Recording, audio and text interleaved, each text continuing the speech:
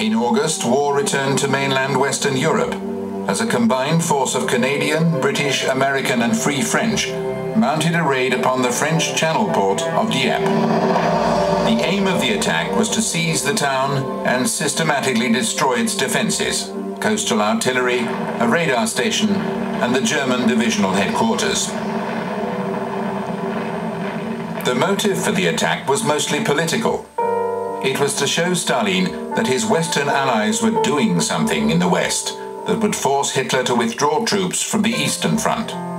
The raid was in part an experiment to test the defences of Germany in the West, a preparation for an eventual invasion of liberation.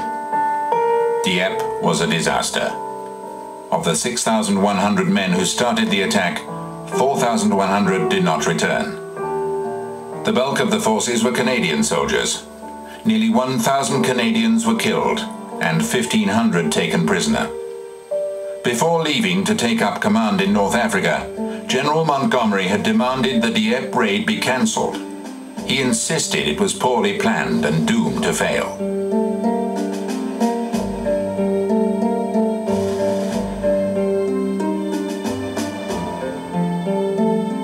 Responsibility passed to Louis Mountbatten, a highly ambitious naval officer lacking in experience, who had risen quickly, owing not a little to his membership of the British royal family. The raid was reactivated. Churchill was eager to take offensive action and dismissed the objections of the professional soldiers who were pessimistic. Mountbatten's ambition made him keen to make his mark. Fearful of interference by skeptics, Mountbatten shrouded his plans for the raid in excessive secrecy. Officers who should have known, heads of intelligence for all three services, were excluded from the plans. The failure of the raid was due to poor planning and wild over-optimism. The Canadians were eager to taste action for the first time and were not fully trained. There was poor reconnaissance and intelligence.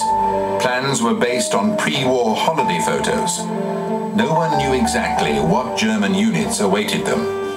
The RAF could not be persuaded to release heavy bombers from attacks over Germany. The Navy would not risk battleships to provide heavy guns to shell the coast. Admiralty intelligence, on the very day of the raid, warned that German naval forces operating off the coast would mean that surprise essential to success would be impossible.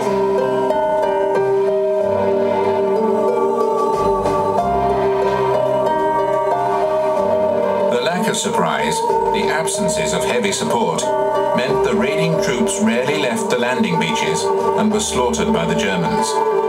1 destroyer and 33 landing craft were destroyed. The RAF had supplied fighter cover, but lost 106 planes to the Luftwaffe's 48. The raid is held up as a textbook example of how not to mount such operations. The story of Dieppe displays the classic ingredients of poor planning, poor intelligence, of over-optimism and political interference that contribute to military disaster.